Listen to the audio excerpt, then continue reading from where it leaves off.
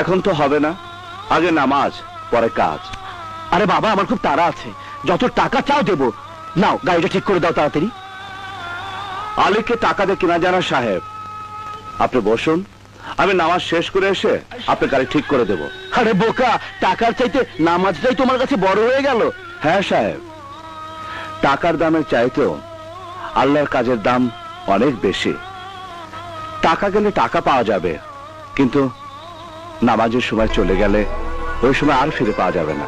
জানো, আমার কথা না শুনলে তোমার কত বড় বিপদ হতে পারে।